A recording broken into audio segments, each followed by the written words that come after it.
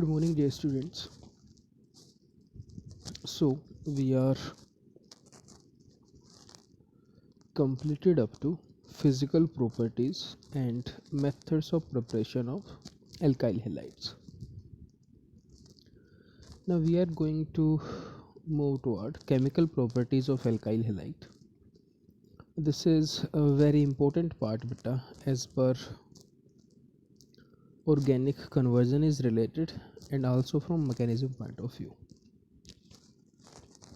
सो chemical properties को start करने से पहले एक चीज़ मैं आपको पहले भी बता चुका हूँ एल्काइल हैलाइड के रिस्पेक्ट में, और वो ये है कि एल्काइल हैलाइड में जो हमने देखा था कुछ इस तरीके से पोलैरिटी असाइन होती है। ये जो कार्बन है ये इलेक्ट्रॉन डेफिशिएंट है, तो इसके ऊपर न्यूक्लियोफाइल जो है वो अटैक करता है और इस एक्स ग्रुप को यहाँ से बाहर निकालता है, जिसको हम लिविंग ग्रुप बोलते थे।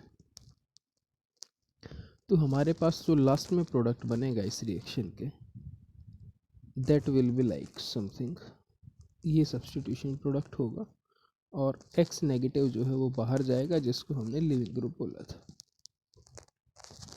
और इस रिएक्शन पे भी यदि आप ध्यान से देखोगे तो it will B NSR, nucleophilic substitution reaction, क्योंकि यहाँ पे न्यूक्लियोफाइल ने अटैक करके सिंगल बॉन्ड को ब्रेक किया है। नाउ अब इन रिएक्शंस को समझने के लिए कि यहाँ पे क्या प्रोडक्ट बनेगा, इस बॉन्ड पोलैरिटी को दोबारा से आपने समझना है अच्छे से बेटा। जो आपको रिएजेंट दिया जाएगा उसको आप पॉजिटिव नेगेटिव पार्ट में अलग अलग कीजिए, और नेगेटिव पार्ट को कार्बन से जोड़ दीजिए, पॉजिटिव पार्ट को हेलोजन से जोड़ दीजिए। This will be the concept toward these reactions. अब इन रिएक्शंस के कुछ एग्जांपल्स हम करते हैं और फिर हम इनके मैकेनिज्म पॉइंट ऑफ व्यू पे चलेंगे। मान लीजिए मेरे पास कोई एल्काइल हैलाइड है बेटा RX, हमने इस पर अटैक करा है, सपोज कीजिए KOH का या NaOH भी हो सकता है। अब यदि आप इसको ध्यान से देखोगे तो पोटेशियम हाइड्रोक्साइड को जब आप ब्रेक करोगे तो it will give K positive and OH negative, क्योंकि यहाँ जो बॉन्ड बना है वो मेटल नॉन मेटल का बॉन्ड है, तो आयनिक बॉन्ड है ये। तो जब आप इस रिएक्शन को कराओगे, ये आपका पॉजिटिवली चार्ज है, ये आपका नेगेटिवली चार्ज है। सिर्फ आपने कुछ नहीं करना है बेटा। नाउ बेसिक रूल अप्लाई कीजिए आप, opposite charges will attract each other, सिर्फ वो लगाना है और प्रोडक्ट हमें बनाना है। तो R पे पॉजिटिव चार्ज है, इसके साथ जो जुड़ेगा दैट विल बी OH, तो ROH बनेगा मीन्स एल्कोहल, प्लस जो बाई प्रोडक्ट बनेगा that will be KX, potassium halide. So इस तरीके से आपने रिएक्शंस को ऑब्जर्व करना है। एक रिएक्शन तो ये है जो मैं आपको बता चुका हूँ। चलिए second, RX plus NaOR, sodium alkoxide, इसका नाम होता है सोडियम एल्कोक्साइड। अब यहाँ भी यदि आप ध्यान से देखोगे तो this will B plus, this will B minus, ये पोलैरिटी हम यहाँ दिखा चुके हैं। सिर्फ वही काम करेंगे जो पीछे किया था। तो बाई प्रोडक्ट तो आपका NaX बनेगा और जो मेन प्रोडक्ट बनेगा दैट विल बी ROR, जिसको आप ईथर बोलते हो। और ये एक नेम रिएक्शन होती है बेटा, इसको विलियमसन ईथर सिंथेसिस कहा जाता है। जब हम ईथर के पार्ट पे आएंगे तब इसको हम बड़ा डिटेल में पढ़ेंगे वहाँ पे। This is Williamson ether synthesis. Similar basis पे बेटा RX से मान लीजिए हमारे पास, और इसके ऊपर मान लीजिए मैं वाटर का अटैक कराता हूँ। वाटर को समझाने के लिए हम HOH लिख लेते हैं। अब नो डाउट यहाँ भी जो बॉन्डिंग होगी कुछ इसी तरीके से होगी। ये पॉजिटिवली चार्ज है, ये नेगेटिवली चार्ज है, this will B positively, this will B negatively. तो जब आप कंबाइन करोगे तो ROH plus HX, these are the product now, alcohol plus halogen acid। चलिए नेक्स्ट रिएक्शन की यदि मैं बात करूं, RX अब बेटा मैं पोलैरिटी बार बार नहीं लिखूंगा, मैं कंसेप्ट आपको क्लियर कर चुका हूँ कि क्या हमने करना है इनके अंदर। तो उसी केसेस में हम इन रिएक्शंस को डील करने वाले हैं। चलिए नेक्स्ट, यदि मान लीजिए मैं सिल्वर साल्ट बनाऊं किसी एसिड का, देखिएगा बेटा ध्यान से, ये होता है एसिड हमारे पास, और इसके सिल्वर साल्ट का मतलब क्या है कि मैं इस हाइड्रोजन को रिप्लेस करूंगा सिल्वर से। तो जो इसका सिल्वर सोल्ट बनेगा उसका जो फार्मूला आएगा दैट विल बी RCOOAg। जहाँ तक प्रोडक्ट की बात है, पोलैरिटी यहाँ वैसी ही रहेगी बेटा। ऑक्सीजन Ag का जो बॉन्ड रहेगा that will B partial covalent bond. इस पे जो मेटालिक है तो प्लस चार्ज आएगा, यहाँ नेगेटिव चार्ज आएगा। यहाँ पोलैरिटी हमें पता ही है कुछ इस तरीके से होती है। तो जब आप इनको कंबाइन करोगे तो आपके पास जो स्ट्रक्चर बनेगी that will B RCOOR plus AgX। और यदि इस चीज़ को आप ध्यान से देखते हो तो it will be your ester. ये एस्टर चलिए और रिएक्शन की यदि हम बात करते हैं,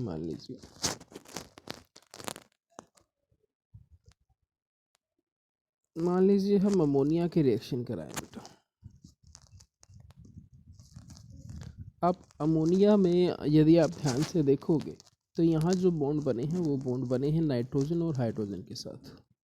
और यदि मैं नाइट्रोजन हाइड्रोजन की पोलैरिटी कंपेयर करता हूँ तो नाइट्रोजन इलेक्ट्रॉन रिच होता है, हाइड्रोजन जो है इलेक्ट्रॉन डेफिशिएंट होगा अकॉर्डिंग टू द पोलैरिटी। तो हम क्या करते हैं, मैं इस NH3 को थोड़ा इस तरीके से लिखता हूँ बेटा। मान लीजिए मैंने इसको कुछ ऐसे लिख लिया, सिर्फ मैं समझाने के लिए लिख रहा हूँ। अब यहाँ यदि आप ध्यान से देखोगे तो कुछ इस तरीके से यहाँ जो है पोलैरिटी असाइंस होगी। इसको ध्यान से देखोगे तो ये जो आपको मिलेगा that will B RnH2 plus HX। और ये जो स्ट्रक्चर बनी है RnH2, इसको कहा जाता है प्राइमरी अमीन। लास्ट यूनिट जो है हमारे ऑर्गेनिक की वो इसी चीज़ से रिलेटेड है, अमीन से रिलेटेड। यहाँ पे कई बार एक चीज़ पूछी जाती है बेटा, what are the product when alkyl halide is used in excess. यदि एल्काइल हैलाइड को आप एक्सेस में लेके चलोगे तो इस केसेस में क्या प्रोडक्ट बनेंगे। अब ध्यान दीजिएगा, ये जो प्राइमरी अमीन बना है, यदि एल्काइल हैलाइड एक्सेस में होगा तो ये RX के साथ दोबारा अटैक करेगा। सिमिलरली HX यहाँ से बाहर जाएगा, सेम रिएक्शन होगी जो हमने अभी कराई थी, क्योंकि नाइट्रोजन हाइड्रोजन का जो बॉन्ड है वो partial positive partial negative charge रखेगा यहाँ पे। तो उसके अकॉर्डिंग यहाँ जो स्ट्रक्चर बनेगी that will B R2NH secondary amine. इस पे यदि आप फिर से RX का अटैक कराओगे, एक बार फिर HX बाहर जा सकता है, ये बनाएगा R3N जिसको आप टर्सरी अमीन कहोगे। और R3N पे भी यदि आप फिर से RX का अटैक कराते हो तो यहाँ क्वाटनरी अमोनियम सोल्ट बनेंगे बेटा, जैसे NH4Cl होता है। सिमिलर तरीके से यहाँ जो बनेगा that will B R4N positive and X negative, quaternary ammonium salt. इस रिएक्शन को कहा जाता है अमोनोलिसिस ऑफ एल्काइल हैलाइड।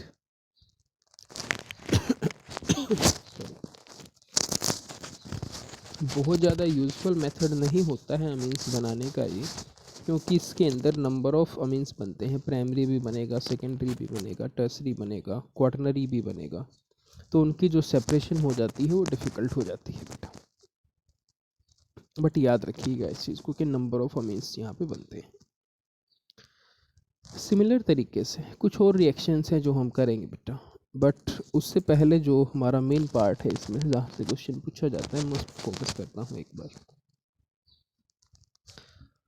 यदि मान लीजिए मैं एल्काइल हैलाइड पे ये दो रिएक्शन यदि कराता हूँ बेटा, एक हमने कराया KCN के साथ और एक हम कराते हैं AgCN के साथ।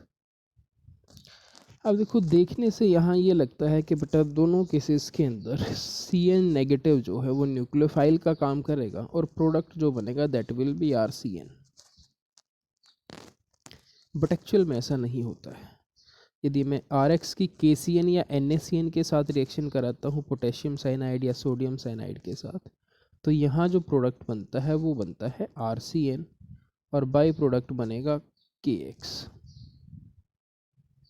लेकिन यदि मैं AgCN के साथ कराता हूँ सिल्वर हैलाइड के साथ, तो यहाँ जो प्रोडक्ट बनता है RNC आइसोसाइनाइड बनता है बेटा प्लस AgX। और इसी चीज़ को हमने एक्सप्लेन करना है कि ऐसा क्यों हुआ है। इस रिएक्शन को समझिए बेटा, ये बहुत इंपॉर्टेंट रिएक्शन है, क्योंकि इसको जब आप ऑर्गेनिक कन्वर्जेंस पे आओगे तो ये जो साइनाइड बना है इसके साथ नंबर ऑफ रिएक्शन लिंक होती हैं, क्योंकि इसको हम डिफरेंट डिफरेंट फंक्शनल ग्रुप में चेंज कर सकते हैं। और दूसरा ये है कि ये स्टेप अप कन्वर्जन में यूज होता है। स्टेप अप कन्वर्जन का मतलब होता है जब रिएक्टेंट से प्रोडक्ट जाते हैं और नंबर ऑफ कार्बन हमें इंक्रीज कराने होते हैं, तो वहाँ पे हमेशा ही इस रिएक्शन का यूज़ होगा। तो ये चीज़ हमने समझनी है कि KCN के केस में साइनाइड क्यों जुड़ा है और AgCN के केस में आइसोसाइनाइड क्यों बना है, इसको हम एक्सप्लेन करते हैं। ध्यान से देखिएगा बेटा, यदि मैं KCN की बात करता हूँ, इन केस ऑफ KCN यदि मैं साइनाइड की स्ट्रक्चर को थोड़ा सा आपको दिखाऊं बेटा, तो कुछ इस तरीके की स्ट्रक्चर होती है। एक कोऑर्डिनेट बॉन्ड होता है यहाँ पे। नाउ अब यहाँ यदि मैं कार्बन और पोटेशियम के बॉन्ड की बात करता हूँ बेटा, ये जो बॉन्ड बना है दिस बॉन्ड विल बी आयनिक। ये बॉन्ड आयनिक है, metal non metal, electropositive element electronegative element के बीच बना है, तो इलेक्ट्रोनेगेटिविटी डिफरेंस जो है यहाँ वो ज़्यादा आता है, इस वजह से ये बॉन्ड आयनिक होता है। अब जब ये बॉन्ड ब्रेक करेगा बेटा, तो हमें जो मिलेगा that will B K positive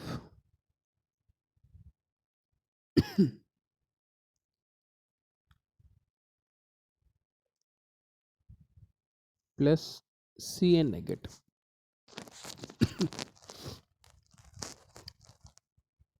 ये चीज़ मिलेगी बेटा। अब यदि आप इस स्ट्रक्चर में ध्यान से देखते हो, जो हमारा न्यूक्लियोफिलिक पार्ट है CN वाला, इसमें यदि आप देखोगे कार्बन के पास नेगेटिव चार्ज है तो ये भी अटैक कर सकता है मेटल के साथ। नाइट्रोजन पे लोन पेयर है, ये भी अटैक कर सकता है मेटल के साथ। मान लीजिए इसकी यदि हम एल्काइल हैलाइड पे रिएक्शन कराएं, ये पार्शियल पॉजिटिव चार्ज है, तो दोनों ही साइड इलेक्ट्रॉन रिच है, तो नाइट्रोजन भी अटैक कर सकता है और कार्बन भी अटैक कर सकता है। बट अटैक जो होता है वो किसके थ्रू होता है? कार्बन के थ्रू। अब इसका रीज़न ये है बेटा कि जो कार्बन कार्बन का बॉन्ड बनता है यहाँ पे, that will be more stable as compare to carbon nitrogen bond. Carbon carbon का जो बॉन्ड बना है वो ज़्यादा स्टेबल होता है नाइट्रोजन कार्बन के बॉन्ड से, तो इसी वजह से जो स्टेबल बॉन्ड बनता है वो हमारा मेजर प्रोडक्ट देगा यहाँ पे। तो this will be the concept behind this, कि ऐसा क्यों हुआ है। आयनिक बॉन्ड है, टूटने के बाद कार्बन नाइट्रोजन दोनों के पास इलेक्ट्रॉन डेंसिटी है, दोनों अटैक भी कर सकते हैं एल्काइल हैलाइड में कार्बन के ऊपर। बट क्योंकि कार्बन कार्बन का बॉन्ड ज़्यादा स्टेबल होता है as compare to carbon nitrogen, therefore जो अटैक होता है वो किसके थ्रू होगा? कार्बन के थ्रू, और प्रोडक्ट क्या बनेगा? साइनाइड।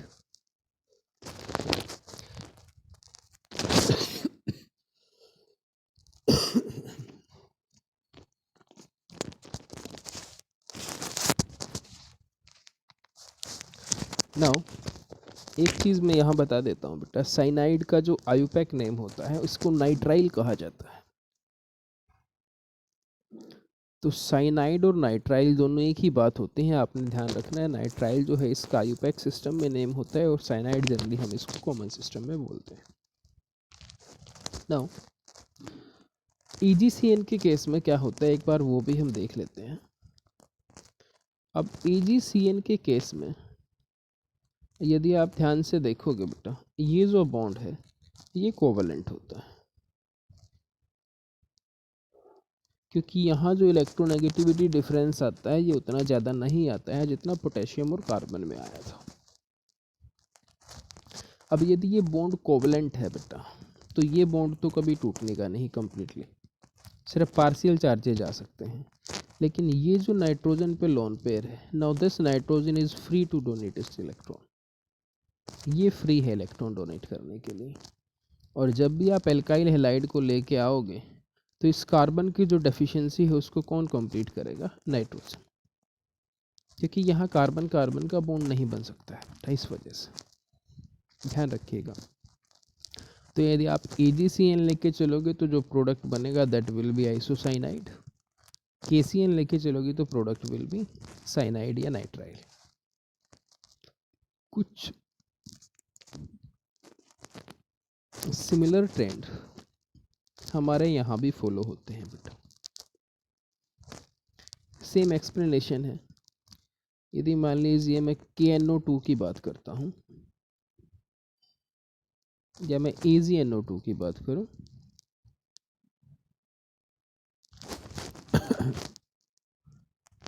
तो जब आप KNO2 की बात करते हो तो यहाँ जो अटैक में हमें प्रोडक्ट मिलता है that will be like this, और यहाँ जो प्रोडक्ट मिलेगा वो मिलेगा RNO2 नाइट्रो कंपाउंड। यहाँ भी सेम एक्सप्लेनेशन है बेटा। यदि मैं इसको यहीं बताऊँ आपको तो ध्यान से सुनिएगा इसको। KNO2 के केस में जो ये KNO2 है आपका ऊपर, पोटेशियम ऑक्सीजन का जो बॉन्ड है बेटा, ये बॉन्ड होता है आयनिक। तो आयनिक बॉन्ड जो ब्रेक होने के बाद आपको देगा ऑक्सीजन नेगेटिव चार्ज, और नाइट्रोजन पे भी एक लोन पेयर बचेगा। तो यहाँ भी अटैक दोनों साइड से हो सकता है, ऑक्सीजन से भी नाइट्रोजन से भी, बट अटैक ऑक्सीजन से हुआ है। इसका मतलब ये है कि कार्बन ऑक्सीजन का जो बॉन्ड बनेगा that will be more stable than carbon nitrogen. These are the experimental datas, but इन एनर्जीज को कैलकुलेट करके देखा गया है, तो उसके कॉरस्पॉन्डिंग ये चीज़ हम लिख रहे हैं। AgNO2 की यदि आप बात करोगे, यहाँ ये जो बॉन्ड है Ag और ऑक्सीजन का ये कोवलेंट है, तो सिर्फ यहाँ के जो लोन पेयर हैं वो अटैक कर सकते हैं और प्रोडक्ट बनेगा RNO2 नाइट्रोएल्केन्स। तो ध्यान रखिएगा इस चीज़ को, ये दोनों बहुत इंपॉर्टेंट पार्ट हैं बेटा, और एग्ज़ाम में जनरली इनकी रीजनिंग पूछी जाती है कि ऐसा क्यों होता है। तो ध्यान रखिएगा, अकॉर्डिंग टू बॉन्डिंग आपने एक्सप्लेन करना है ये, और उसी के कोरस्पोंड आप इसको एक्सप्लेन करोगे, इसका और कोई रीज़न नहीं है। एक चीज़ मैं और बता देता हूँ, ये जो लिगेंड्स हैं बेटा, जैसे हमने अभी पढ़ा साइनाइड, और एक हमने पढ़ा था अभी ये जो लिगेंड हमारे पास आया था, ऐसे लिगेंड्स को एम्बीडेंटेट लिगेंड्स कहा जाता है। एम्बीडेंटेट, एम्बीडेंटेट लिगेंड्स का मतलब ये है कि इनमें दो साइड्स होती हैं डोनेशन के लिए बेटा, बट एक पर्टिकुलर टाइम पे एक ही एक्टिव रहेगी। जैसा लिगेंड्स की डेफिनेशन में हमने पढ़ा था, सेम ये वैसा ही है। तो यदि 1 मार्क्स में पूछ लिया जाए कि भाई KCN जो है वो साइनाइड देगा, AgCN आइसोसाइनाइड देगा, ऐसा क्यों है, तो उसका 1 वर्ड आंसर है कि it is an ambidentate ligands. But यदि इससे ज़्यादा मार्क्स में आता है तो फिर आपको एक्सप्लेन करना पड़ेगा कि ऐसा क्यों है, और फिर आप बॉन्डिंग के कंसेप्ट पे जाओगे। यदि मान लीजिए मैं एक और रिएक्शन की बात करूँ बेटा, RX से मान लीजिए आपके पास ये पोलैरिटी आएंगी, और इसकी मैं किसी ऑर्गेनोमेटालिक कंपाउंड के साथ रिएक्शन कराता हूँ जिसमें कार्बन मेटल का बॉन्ड है। ध्यान से देखिएगा, तो कार्बन मेटल के बॉन्ड की यदि आप यहाँ बात करोगे तो मेटल हमेशा इलेक्ट्रोपॉजिटिव होगा, कार्बन इलेक्ट्रोनेगेटिव होगा। तो यहाँ जो प्रोडक्ट बनेंगे बेटा, दे आर R और R प्लस MX। ध्यान से देखिएगा, एल्केन बनेगा।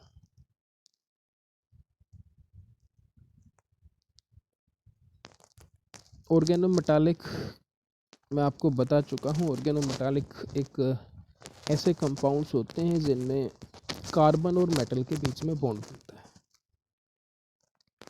और ऐसे केसेस में जो कार्बन होता है वो हमेशा इलेक्ट्रॉन रिच होगा, क्योंकि मेटल इलेक्ट्रो पॉजिटिव नेचर के होते हैं। चलिए,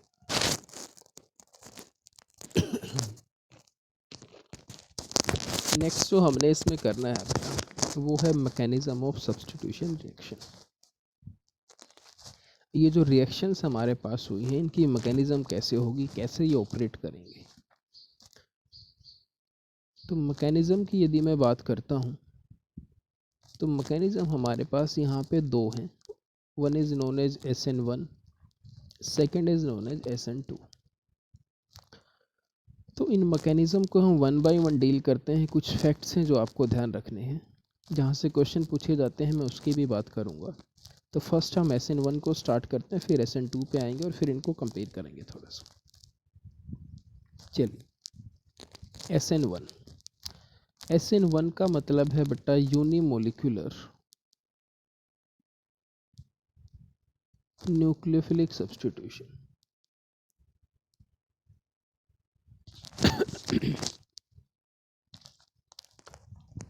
unimolecular nucleophilic substitution. Unimolecular stand for its molecularity, कि इसकी जो मोलिकुलरिटी होगी वो 1 होगी। अब इसको आगे प्रोसीड करने से पहले हम ये मैकेनिज़्म देख लेते हैं कि कैसे ऑपरेट करती है। तो ये जो मैकेनिज़्म है बेटा it will B A 2 step mechanism. 2 step में ये मैकेनिज़्म होती है। कैसे ऑपरेट करेगी मैं वो बता देता हूँ, फिर मैं जो है डिफरेंट इसके एस्पेक्ट्स हैं जो उनके ऊपर हम बात करेंगे। मान लीजिए हमारे पास एल्काइल हैलाइड है कोई, तो फर्स्ट स्टेप के अंदर जो स्लो स्टेप होता है, स्लो है तो ये क्या होगा, RDS, रेट डिटरमाइनिंग स्टेप। कार्बोकटाइन की फॉर्मेशन होती है बेटा। हेलोजन क्योंकि ज़्यादा इलेक्ट्रोनेगेटिव है ये यहाँ से बाहर चला जाता है, तो R positive plus X negative ये काम होगा, और ये जो बना है this will be our कार्बोकटाइन। Second step में क्या होता है, इस कार्बोकटाइन के ऊपर जो न्यूक्लियोफाइल होगा दैट विल बी अटैक। ये फर्स्ट स्टेप होगा। ये जब इस पर अटैक करेगा तो इन दोनों के बीच बॉन्ड बनेगा और प्रोडक्ट बनेगा जो आपको चाहिए था। So this will be the mechanism of SN1। 2 step mechanism है। First formation of carbocation and second is attack of nucleophile to carbocation. चलिए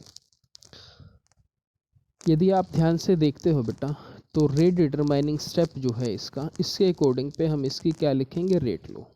अब रेट लो में सिर्फ एक ही टर्म आएगी, वो टर्म कौन सी होगी बेटा, कंसंट्रेशन ऑफ एल्काइल हैलाइड, क्योंकि न्यूक्लियोफाइल का जो अटैक हुआ है वो फर्स्ट स्टेप में हुआ है। तो सबसे पहली चीज़ जो आपने यहाँ पे याद रखनी है दैट इज रेट ला। यदि मैं SN1 के लिए लिखता हूँ तो rate comes out to be K into concentration of RX, alkyl halide. इसका मतलब ये है न्यूक्लियोफाइल की कंसंट्रेशन का SN1 की रेट पे कोई फ़र्क नहीं पड़ता, क्योंकि वो कंसंट्रेशन टर्म का पार्ट है ही नहीं। और ये क्वेश्चन भी कई बार पूछा गया है, बड़े ध्यान से इसको समझिएगा बेटा। रेट ला जो स्लो स्टेप था उसमें सिर्फ कौन सी स्पीसीज इन्वॉल्व थी, एल्काइल हैलाइड। तो एल्काइल हैलाइड हम यहाँ लिख चुके हैं। अब न्यूक्लियोफाइल की कंसंट्रेशन का यदि मैं इफेक्ट देखता हूँ SN1 पे क्या होगा, तो उसका आंसर है 0 इफेक्ट, कोई इफेक्ट नहीं होगा बेटा। तो ये क्वेश्चन कई बार पूछा गया है, आप ध्यान रखिएगा। Rate of SN1 is unaffected by concentration of nucleophile. Nucleophile की कंसंट्रेशन के साथ SN1 की रेट पे कोई फ़र्क नहीं पड़ता। फर्स्ट पॉइंट है ये। सेकंड यदि मैं बात करूं बेटा इसके, तो ये जो रिएक्शन है या इसके यदि मैं ऑर्डर की भी बात करता हूं, तो यदि आप पीछे वाले स्टेप से रेट ला की बात करोगे तो ऑर्डर भी इसका क्या आएगा, फर्स्ट ऑर्डर आएगा बेटा, क्योंकि कंसंट्रेशन एल्काइल हैलाइड की जो पावर थी वो 1 थी। तो फर्स्ट पॉइंट क्या है, it will be follow first order kinetics. Second, it will be unimolecular. Third, two step mechanism.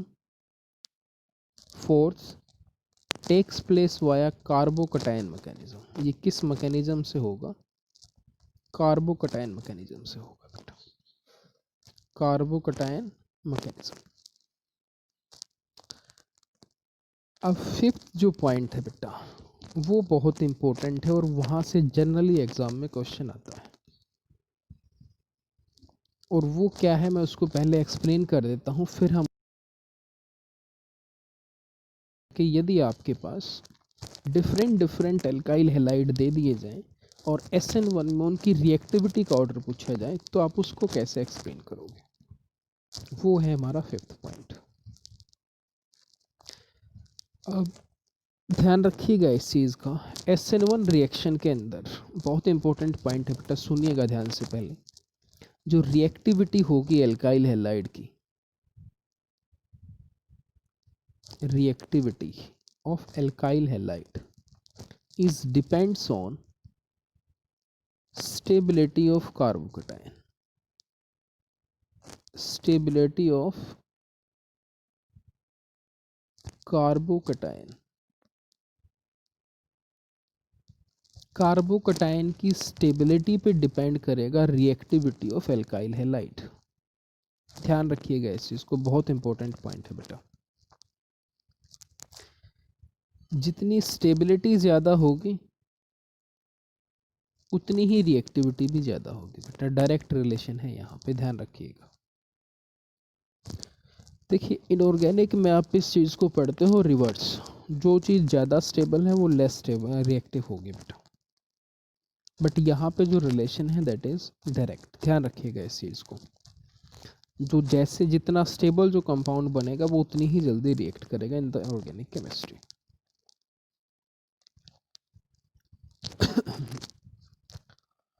तो स्टेबिलिटी ऑफ कार्बोकटायन के ऑर्डर की यदि हम बात करें बेटा, जो हम पढ़ के आए हैं, स्टार्टिंग में मैंने इसकी बात की थी, तो वो ऑर्डर आता था ये tertiary, secondary, primary and methyl carbocation. तो इसका मतलब ये है बेटा कि टर्सरी एल्काइल हैलाइड जो होंगे वो सबसे फास्ट रिएक्ट करेंगे SN1 में, फिर सेकेंडरी, फिर प्राइमरी और फिर मिथाइल।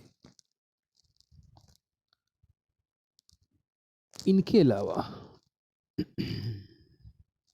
हमने बेंजाइल और एलाइल कार्बोकटायन की भी बात की थी यदि आपको याद है तो, और वो दोनों ही रेजोनेंस स्टेबलाइज होते थे। One is benzyl and second is allyl, and these are resonance stabilized, resonance stabilized carbocation. तो ये जो स्टेबल कार्बोकटायन बने हैं इनकी भी टेंडेंसी है किस मैकेनिज्म से ऑपरेट होने की, SN1 से ऑपरेट होने की, और ऊपर जो है अकॉर्डिंग टू दैट वर्क करेगा tertiary, secondary, primary and that.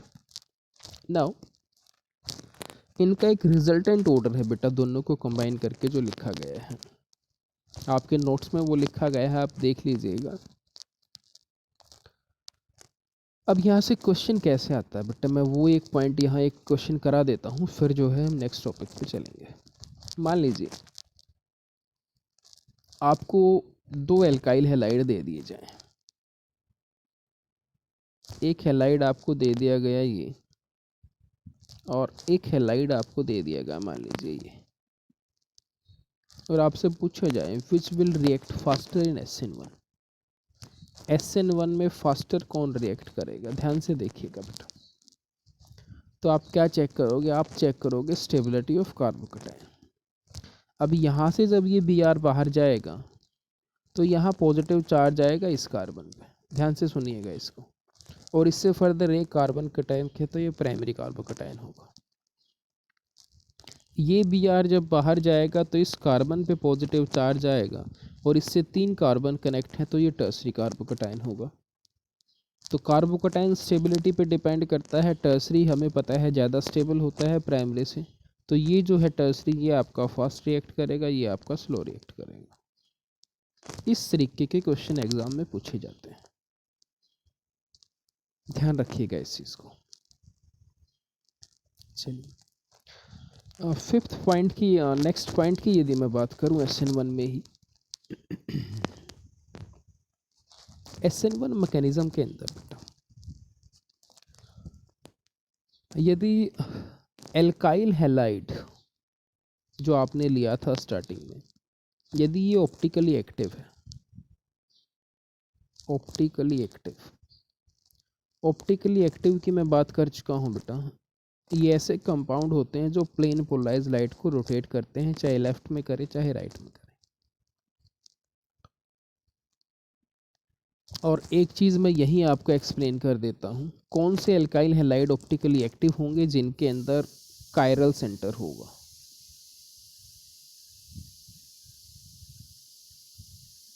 Chiral centre का मतलब है एक ऐसा कार्बन जिससे चारों के चारों ग्रुप डिफरेंट लगे, उसको कहा जाता है कायरल सेंटर। फॉर एग्जांपल मान लीजिए मैं ये स्ट्रक्चर बनाता हूँ बेटा,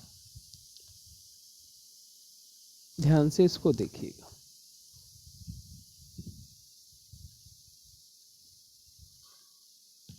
ये जो कार्बन है ये कायरल है, अब ध्यान से समझिए इसको, क्योंकि इसके साथ जो चारों ग्रुप लगे हैं वो डिफरेंट है। तो ये जो एल्काइल हैलाइड है this will B optically active, और ऑप्टिकली एक्टिव है तो या तो ये लेफ्ट में रोटेट करेगा प्लेन पोलराइज लाइट को, या राइट में रोटेट करेगा। चलिए अब इस पॉइंट को समझिएगा, ध्यान से सुनिए पहले इसको है क्या ये। ऑप्टिकली एक्टिव कंपाउंड्स जो होते हैं उनको हम एक कॉन्फ़िगरेशन असाइन करते हैं बेटा, अकॉर्डिंग टू सर्टेन रूल्स। कैसे करेंगे वो आपके सिलेबस का पार्ट नहीं है, सिर्फ उसका हमें एक एलिमेंट्री आइडिया लेना है कि वो होता क्या है। तो किसी भी ऑप्टिकली एक्टिव जो कंपाउंड है इसके दो कॉन्फ़िगरेशन पॉसिबल होते हैं बेटा, one is R configuration, second is S configuration. सिर्फ इतना हमें याद रखना है, इससे हमारा काम चल जाएगा। कैसे असाइन करेंगे, क्या वो रूल्स हैं, वो आप हायर क्लासेस में पढ़ोगे, पहले ये सिलेबस का पार्ट होता था बट अब नहीं है काफ़ी टाइम से। तो ये चीज़ आपको ध्यान रखनी है कि ऑप्टिकली एक्टिव कंपाउंड्स के दो कॉन्फ़िगरेशंस पॉसिबल हो सकते हैं, एक होता है आर कॉन्फ़िगरेशन, एक होता है एस कॉन्फ़िगरेशन। नाउ अब इस पॉइंट को आप समझिएगा कि यदि हमारे पास एल्काइल हैलाइड ऑप्टिकली एक्टिव है, मीन्स ये जो एल्काइल हैलाइड ऑप्टिकली एक्टिव है, तो ऑप्टिकली एक्टिव होने का मतलब है कि या तो इसका कॉन्फ़िगरेशन आर होगा या फिर एस होगा। मान लेते हैं हम कि इसका कॉन्फ़िगरेशन आर है। अब जब न्यूक्लियोफाइल इस पे अटैक करता है बेटा, तो ये जो आर फॉर्म थी, कुछ तो आर फॉर्म ये आर फॉर्म में ही रहेगी, लेकिन कुछ किस में चेंज हो जाती है, एस फॉर्म में। या यदि मैं इसको ये कहूँ कि यदि ये 100% है तो 100 में से 50% तो आर में रहेगी, 50% एस फॉर्म में चेंज हो जाती है। अब ये जो हुआ है बेटा conversion of R form into its R and S form, इसको कहा जाता है racemisation of configuration, racemisation of configuration. Notes यदि आप देखोगे बेटा वहाँ पे एक टॉपिक दिया गया है stereochemical aspect of substitution reaction, तो वहाँ ये सारी चीज़ें एक्सप्लेन की गई हैं, आप एक बार उसको देखिएगा। बट यहाँ मुझे जिस चीज़ की ज़रूरत है मैं वो आपको बता रहा हूँ कि SN1 रिएक्शंस के अंदर यदि आप आर फॉर्म लेके चलते हो तो उसका हाफ पार्ट आर ही रहता है, बाकी हाफ जो है वो एस हो जाएगा। और ये जो चेंज हुआ है कॉन्फ़िगरेशन आर से आर प्लस एस जो चेंज हुआ है, इसको कहा जाता है रेसिमाइजेशन ऑफ कॉन्फ़िगरेशन। अब देखो ऐसा होता क्यों है बेटा, ये बहुत इंपॉर्टेंट पार्ट है, इसको ध्यान से समझिएगा एक बार। एल्काइल हैलाइड के केस में जो मैकेनिज्म ऑपरेट हुई SN1 में, वहाँ इंटरमीडिएट बना कार्बोकटाइन। और कार्बोकटाइन यदि आपको याद है जब इसकी स्ट्रक्चर हमने एक्सप्लेन की थी, तो इसकी स्ट्रक्चर जो आई थी that will B trigonal planar, trigonal planar. अब यदि ये प्लेनर है बेटा, मीन्स तीनों एटम जो हैं ये कार्बन के साथ जो जुड़े हुए हैं ये एक ही प्लेन में लाई करते हैं, ठीक है। और ये जो वैकेंट ऑर्बिटल है वो भी उसी प्लेन में है। अब होता क्या है देखिए, समझिए ध्यान से। यहाँ पे जो न्यूक्लियोफाइल ने अटैक करना है, अब क्योंकि ये सारे के सारे एटम एक ही प्लेन में लाई करते हैं, तो ये न्यूक्लियोफाइल दोनों साइड से अटैक कर सकता है बेटा। ये बिलो द प्लेन भी अटैक कर सकता है और अबो द प्लेन भी अटैक कर सकता है। Means in case of SN1 mechanism there are two possibility of attack of nucleophile on carbocation, either from back side below the plane or from front side means above the plane। तो इसी वजह से जो configuration आपने लिया है वो 50% तो वही रहेगा जब सेम साइड अटैक होगा, और 50% वो चेंज हो जाता है जब बैक साइड अटैक होता है, और इसको कहा जाता है रेसमाइजेशन ऑफ कॉन्फ़िगरेशन। समझिएगा इस चीज़ को ध्यान से बेटा। So these are the certain points behind SN1 reaction, SN1 mechanism जो आपने ध्यान रखने हैं। एक चीज़ मैं थोड़ी सी यहाँ और एक्सप्लेन कर देता हूँ बेटा। यदि एल्काइल हैलाइड सेम है और मान लीजिए हेलोजन एटम अलग अलग हो, RI, RBr, RCl and RF, और यहाँ आपसे ऑर्डर पूछ लिया जाए कि what will be the order of SN1 और SN2, दोनों का सेम ही ऑर्डर रहता है बेटा ऐसे केस में। अब यहाँ डिपेंड करता है कि कितनी ईज के साथ ये जो लिविंग ग्रुप है वो बाहर जाएगा बेटा। जितनी आसानी से ये बाहर जा सकता है उतनी ही फास्ट रिएक्शन होगी। अब यदि आप ध्यान से देखोगे तो RI में जो बॉन्ड लेंथ है वो सबसे ज़्यादा है, और बॉन्ड लेंथ यदि सबसे ज़्यादा है तो ये बॉन्ड सबसे आसानी से टूट सकता है। तो ऐसे केसेस में RI जो है वो हमेशा फास्ट रिएक्ट करेगा, फिर RBr, फिर RCl और फिर RF। रीज़न क्या है कि जो I नेगेटिव है that will B best leaving group among halogen, उसके बाद Br नेगेटिव, फिर Cl नेगेटिव और फिर F नेगेटिव। यदि मैं इनकी लिविंग ग्रुप एबिलिटीज़ की बात करता हूँ, लिविंग ग्रुप टेंडेंसीज या एबिलिटीज़, तो उसका ऑर्डर यहाँ लिखा हुआ है, और इसी वजह से ऐसा होता है। चलिए अब हम बात कर लेते हैं थोड़ी सी SN2 मैकेनिज्म के। Now what is SN2 mechanism?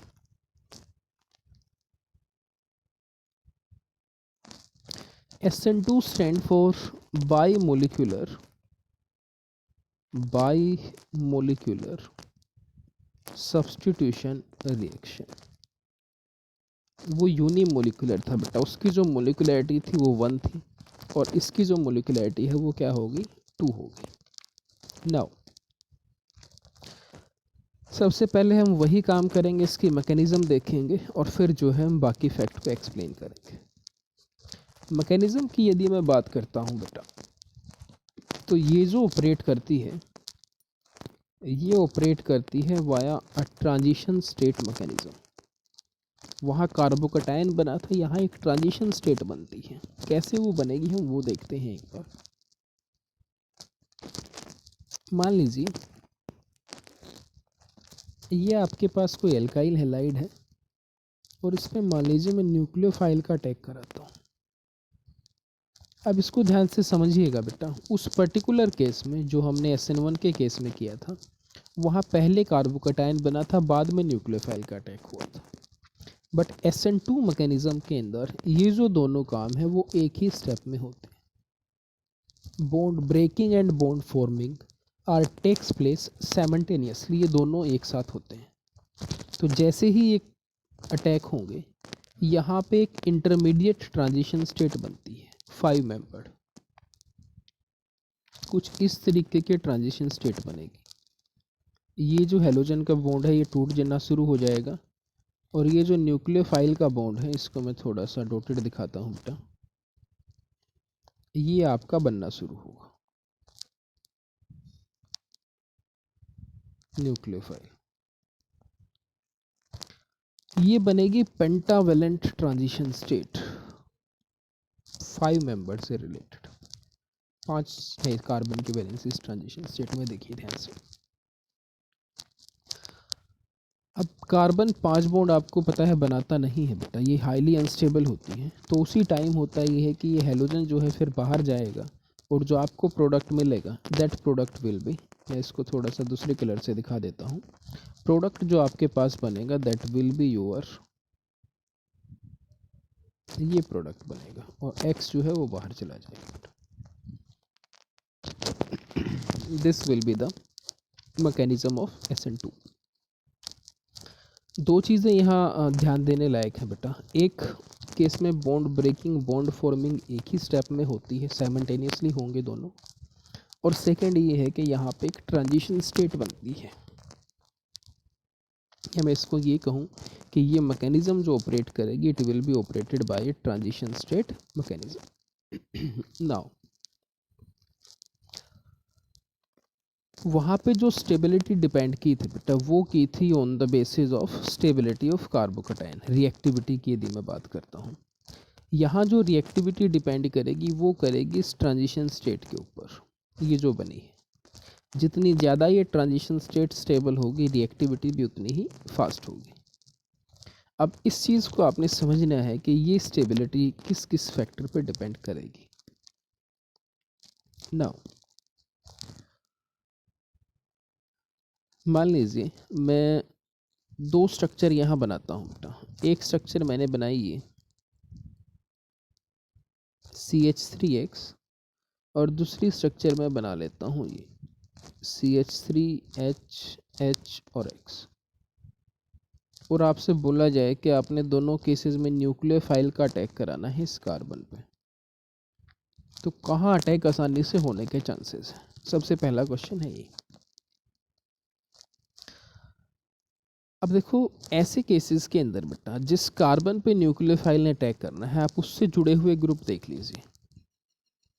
यदि उन ग्रुप का साइज स्मॉल है तो रिएक्शन आसानी से होगी, साइज बड़ा है तो आसानी से नहीं होगी क्योंकि वहाँ रिपल्शन पिक्चर में आ जाएंगे फिर।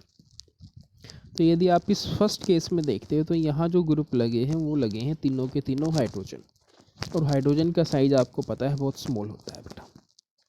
अब यहाँ दो हाइड्रोजन है लेकिन एक मिथाइल ग्रुप है, और मिथाइल ग्रुप का जो साइज है वो हाइड्रोजन से काफ़ी बड़ा होता है क्योंकि इसमें एक कार्बन है, तीन हाइड्रोजन है। तो यदि मैं अटैक की बात करता हूँ तो यहाँ अटैक फास्ट होगा और यहाँ जो अटैक है वो स्लो होगा। सिर्फ इतनी सी चीज़ आपने ध्यान रखनी है बेटा। अब इस चीज़ को मैं जनरलाइज करता हूँ।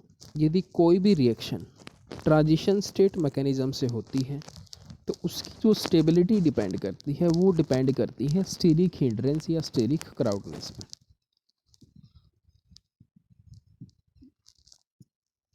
स्टेरिक हिंड्रेंस और स्टेरिक क्राउडनेस इन चीज़ों पे डिपेंड करती है, दोनों एक ही बात है बेटा। यदि उस ट्रांजिशन स्टेट में क्राउडनेस या हिंड्रेंस मीन्स यदि बिगर साइज़ के ग्रुप लगे हुए हैं, लार्जर साइज़ के ग्रुप लगे हुए हैं, तो वो जो ट्रांजिशन स्टेट बनेगी वो लेस स्टेबल बनेगी। और यदि लेस स्टेबल बनी है तो जो रिएक्टिविटी है वो भी उसकी क्या हो जाएगी, कम हो जाएगी। बट यदि उसमें स्मॉल साइज़ के ग्रुप लगे हुए हैं तो वो ज़्यादा स्टेबल होगी, और ज़्यादा स्टेबल होगी तो रिएक्टिविटी भी क्या हो जाएगी, फास्ट हो जाएगी। नाउ कुछ सिंपल से ग्रुप जो जनरली हमारे सिलेबस में रहेंगे उनका मैं साइज़ का ऑर्डर आपको बता देता हूँ। अब फिनाइल ग्रुप की यदि मैं बात करता हूँ बेटा, नो डाउट इसका साइज़ काफ़ी बड़ा होता है। प्रोपाइल की बात करें, इथाइल की यदि मैं बात करूं, मिथाइल की यदि मैं बात करूं, और फिर मैं बात करता हूं हाइड्रोजन की। जनरल सी हम बात करते हैं बेटा, these are the order of size of different groups. तो इसके अकॉर्डिंग आप आइडेंटिफाई कर सकते हो कि कौन सी ट्रांजिशन स्टेट स्टेबल होगी, कौन सी नहीं होगी। अब ध्यान से देखोगे तो ये सारे ग्रुप लीनियरली मैंने लिए हैं बेटा। तो जिनके केस में ब्रांचिंग होगी जैसे सेकेंडरी ब्यूटाइल है, टर्सरी ब्यूटाइल है, वहाँ क्राउडनेस और ज़्यादा बढ़ जाएगी। तो ध्यान रखिएगा इस चीज़ का। एक क्वेश्चन करते हैं, मान लीजिए इसी से रिलेटेड ही। जैसे मान लीजिए हमारे पास एक ग्रुप तो है बेटा ये, और दूसरा ग्रुप मैं मान लेता हूँ कि हमारे पास ये है। फिर आपसे पूछा जाए which will react faster in SN2, तो देखिए ध्यान से, इस कार्बन से जिससे आयोडीन जुड़ा है अब यहाँ कौन कौन से ग्रुप हैं, देखो इस तरफ इथाइल है, ये जो ग्रुप है, और यहाँ जो दो हैं वो हैं हाइड्रोजन। इसमें यदि आप बात करोगे तो ये इथाइल है, ये मिथाइल है, और एक क्या है, हाइड्रोजन। तो ऊपर वाले केस में यदि आप देखोगे तो वहाँ दो स्मॉलर हाइड्रोजन लगे हुए हैं, एक इथाइल है। यहाँ देखोगे तो एक इथाइल है, एक मिथाइल है, एक हाइड्रोजन है। तो ये जो बनेगा ये लेस स्टेरिकली क्राउडेड है, तो ये फास्ट रिएक्ट करेगा और ये आपका स्लो रिएक्ट करेगा। तो इस तरीके के क्वेश्चंस जो हैं बेटा वो जनरली पूछे जाते हैं। तो यदि मैं रिएक्टिविटी ऑर्डर की यहाँ बात करता हूँ डिफरेंट एल्काइल हैलाइड के, तो वो जो ऑर्डर आएगा that will B CH3X methyl halide सबसे फास्ट रिएक्ट करेगा, फिर प्राइमरी, फिर सेकेंडरी, फिर टर्सरी। ध्यान रखिएगा इसको। चलिए अब हम इन पॉइंट्स को जनरलाइज करते हैं एक बार जल्दी से। फर्स्ट क्या था कि ये बायोमोलिकुलर रिएक्शन है।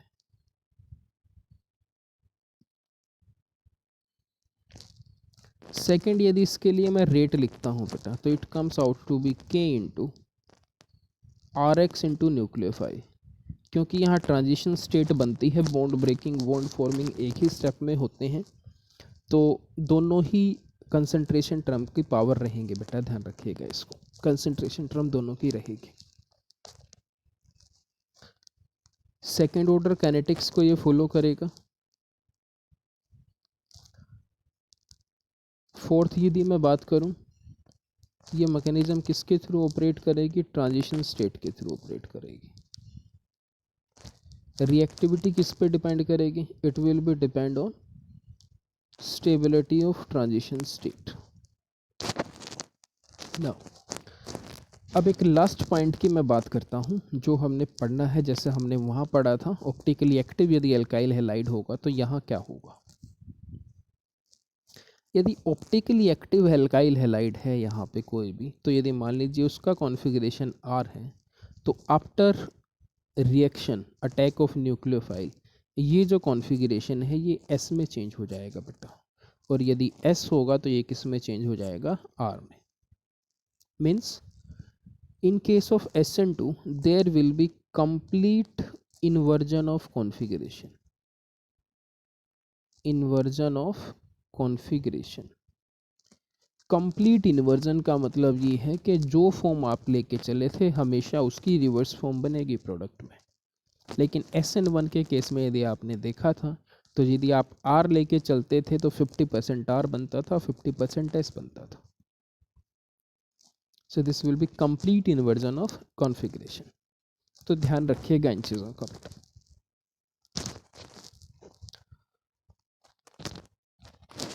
Now so these are your SN1 and SN2 mechanisms। तो एक काम तो ये है कि आप इनके डिफरेंसेस लिखोगे बेटा अपने आप फेयर नोटबुक में। एक्सप्लेन मैं कर चुका हूँ क्या क्या है, कुछ नोट्स की आप हेल्प ले सकते हो, वहाँ डिफरेंसेस मैंने नहीं कराए। तो एक काम तो आपका ये है कि you have to write differences between SN1 and SN2, इनके बीच में डिफरेंसेस आप लिखोगे। सेकेंड, SN1 SN2 की रिएक्टिविटी से रिलेटेड NCERT में कई सारी प्रॉब्लम है बेटा। एक पेयर आपको दिया जाएगा, उसमें से आपको बताना होगा कौन सा फास्टर SN2 रिएक्ट करेगा, कौन सा फास्टर SN1 रिएक्ट करेगा। तो वो सारी चीज़ें भी आप इन्हीं के बेसिस पे एक्सप्लेन कर सकते हो जो चीज़ हमने आज बात की है, stability of carbocation and stability of transition state. तो उन क्वेश्चंस को करके देखिएगा एक बार, किसी में भी यदि आपको डाउट लगता है तो आप शेयर कीजिएगा उसको।